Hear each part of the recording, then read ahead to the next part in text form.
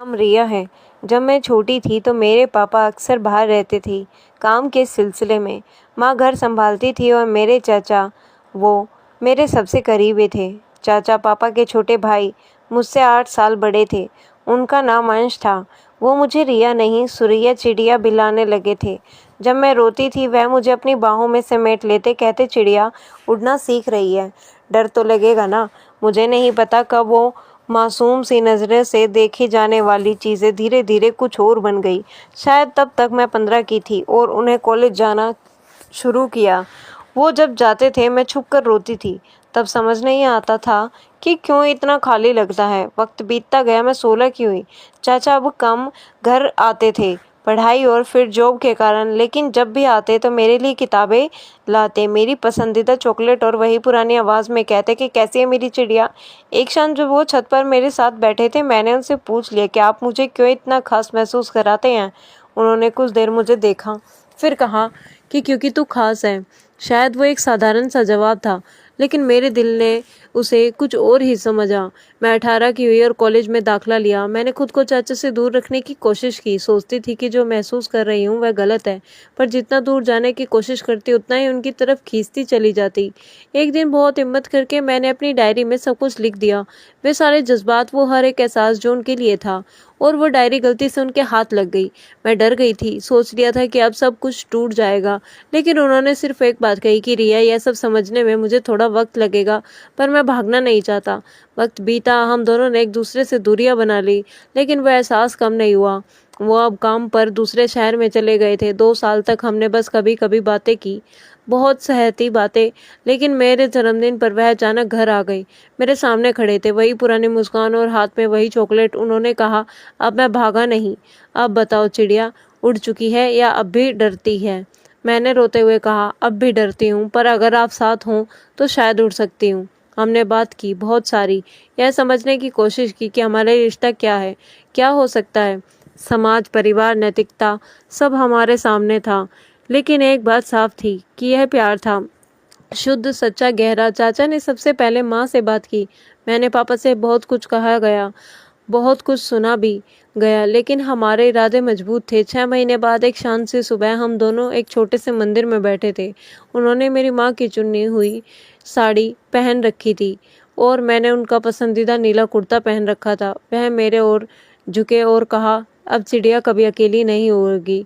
और मैंने बस उसका हाथ थामा लिया। उस मंदिर की घंटियों की गूंज आज भी मेरे कानों में है। पंडित जी के मंत्रों के बीच जब अंश ने मेरी मांग में सिंदूर भरा तो ऐसा लगा जैसे कोई अधूरा गीत पूरा हो गया है। मैं कांप रही थी, लेकिन उसकी उंगलियां मेरे माथे पर जैसे यकीन की दस्तक थी, नरम लेकिन अटूट। हमने कोई बड़ा जश्न नहीं मनाया, बस मैं, वो और कुछ वादे थे जो हमने खुद के लिए लिए थे। वो रात हमारी पहली रात, साथ में कुछ भी शारीरिक नहीं था, बस दो आत्माओं का मिलन था। हम छत पर लेटे तारों को देखते रहे। उसने मेरी उंगलियां अपने हाथों में ली और बोला, रिया, जब तू छोटी थी तुझसे प्यार करना बहुत आसान था, क्योंकि तुम मासूम थी। अब तू बड़ी हो गई है और तुझसे प्यार करना इबादत बन गया है, क्योंकि अब तू समझती है। मैं उसकी छाती पर सिर रखकर बस इतना ही कह सकी, मैं तुम्हारे बिना कुछ भी नहीं हूँ। उसने मुस्कुरा कर कहा, तुम मेरे साथ है इसलिए मैं कुछ हूँ। शादी के बाद जिंदगी आसान नहीं थी। समाज के सवाल, रिश्तेदारों की फुसफुसाहटें और कुछ अपने भी जो पराये लगने लगे थे। लेकिन इन सब के बीच एक बात हमेशा हमारे बीच जिंदा रही, हमारी सच्चाई। अंश हर सुबह मुझे मेरी पसंद का कॉफ़ी बनाकर देता, और जब वो दफ्तर जाते तो मैं उनकी शर्ट की जेब में एक छोटा सा नोट रख देती। कभी मुझे तुम्हारी खुशबू याद आ रही है तो कभी आज की रात सिर्फ हमारी है। ने एक बार कहा था कि रिया, तूने मुझे दुनिया की नज़रों से नहीं, अपने दिल की नज़रों से देखा है, और अब मैं वही देखना चाहता हूँ, हर सुबह हर शाम, बस तुझे। मैं जब बीमार पड़ी तो वो हफ्तों ऑफिस नहीं गए। मेरे माथे पर पट्टी बदलते हुए उन्होंने कहा था कि तेरी सांसें चल रही हैं तभी मेरी ज़िंदगी चल रही है। अब जब मैं 20 की हूँ और हमारी शादी को 2 साल हो चुके हैं तो लगता है हमने वो रिश्ता चुना जिसे शायद दुनिया ने कभी नहीं समझा, पर हमने जी लिया। एक रात बारिश हो रही थी, बिजली की कौन से मेरा कमरा रोशन हो रहा था। मैं खिड़की के पास बैठी थी, भीगे बालों के साथ। अंश पीछे से आया, मुझे बाहों में लिया और मेरे कानों में कहा कि आज भी तू वैसी ही लगती है मेरी चिड़िया, लेकिन अब तुझे देखकर लगता है कि मैंने जिंदगी जीत ली है। और उस पल मैं टूट कर मुस्कुरा दी। आंसू बह रहे थे पर मन इतना शांत था जैसे कोई अधूरी दुआ पूरी हो गई हो। हमारा रिश्ता गुनाह नहीं था, वो सिर्फ वो प्रेम था जो से बड़ा, लहू से गहरा और आत्मा से जुड़ा था। वो रात बारिश की आखिरी रात नहीं थी, लेकिन वो एहसास जो उस भीगी सी हवा में हमारे बीच था, उसने जैसे वक्त को वहीं रोक दिया था। अंश की बाहों में सिमटे हुए मुझे पहली बार जिंदगी पर यकीन हुआ था, जैसे सब कुछ इसी एक पल के लिए था। कुछ हफ्ते बाद एक सुबह मैंने अचानक अंश को नींद से जगाया। मैं काँप रही थी, हाथ में वो रिपोर्ट थी, 2 नीली लकीरें। अंश, मैंने बस उसका नाम लिया। वो कुछ भी पूछने बिना उठ बैठा, मेरी आंखों में देखा और फिर धीरे से मेरे पेट पर हाथ रखा। हम 3 हो गए। मैंने रोते हुए सिर हिलाया। उसने मुझे अपनी गोद में खींच लिया। रिया, मेरी चिड़िया, अब माँ बनने वाली है। वो दिन हमारी ज़िंदगी का सबसे खूबसूरत मोड़ था। गर्भ के 9 महीने किसी परी कथा जैसे थे, लेकिन एक डर हमेशा साथ था, क्या हमारा बच्चा समाज के सवालों से बच पाएगा? मैंने एक दिन पूछा था। अंश ने मेरा चेहरा दोनों हाथों से थाम लिया और कहा कि हम उसे इतना प्यार देंगे कि दुनिया की आवाज़ें उस तक पहुँच ही नहीं पाएगी।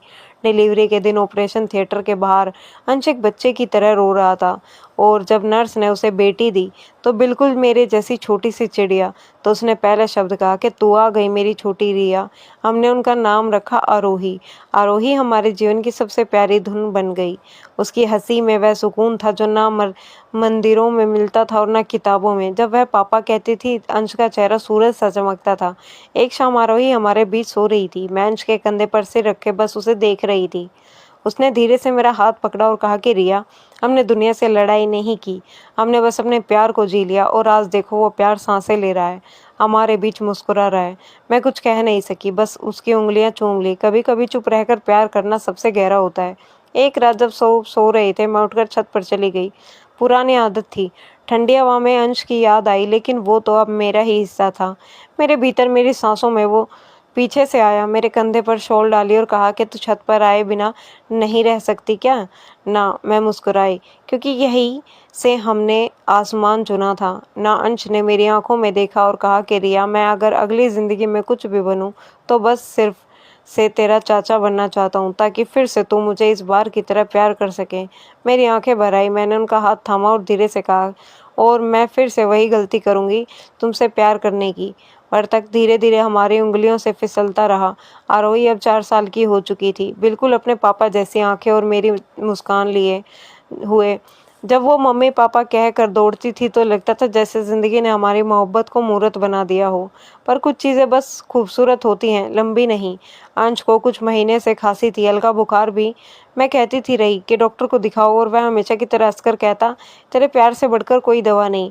पर एक दिन ऑफिस से लौटते वक्त उनकी तबीयत अचानक बिगड़ गई। फ़ोन आया, वो अस्पताल में था। मैं दौड़ती हुई पहुंची। उसे देखकर मेरी सांसें अटक गई। डॉक्टर ने बताया कि स्टेज 3 ब्लड कैंसर, जैसे किसी ने मेरे सीने में चुपचाप चाकू उतार दिया हो। मैं उनकी बाहों में टूट गई थी, और उसने उस वक्त भी वही कहा, चिड़िया उड़ना मत छोड़ना। अगले 6 महीने अस्पताल और घर के बीच बीते। आरोही को समझ नहीं आता था क्यों पापा अब ज़्यादा हंसते नहीं, क्यों मम्मा हर रात चुपके से रोती नहीं। एक रात जब मैं अंश के पास बैठी थी, उसने मेरा हाथ थामा, वो हाथ जो कभी कॉमिक्स देते हुए वक्त पड़ता था, जो शादी के दिन थामा था और अब आखिरी बार थामे हुए था। उसने कहा कि रिया, मैं जा रहा हूँ, पर तू कभी यह मत सोचना कि हम अधूरे रह गए। तूने मुझे मुकम्मल कर दिया। तूने मुझे वह प्यार दिया जो लोग सिर्फ किताबों में पढ़ते हैं, और हमारी बेटी, वो हमारे प्यार की सांझ है। मैं कुछ नहीं बोल सकी, बस उसके माथे को चूमा। अंश, अगली ज़िंदगी में भी अगर तू मेरा चाचा हो, तो मैं फिर से वही पाप करूँगी, तुझसे टूट कर प्यार करने का। वो मुस्कुराया और उसकी सांस थम गई।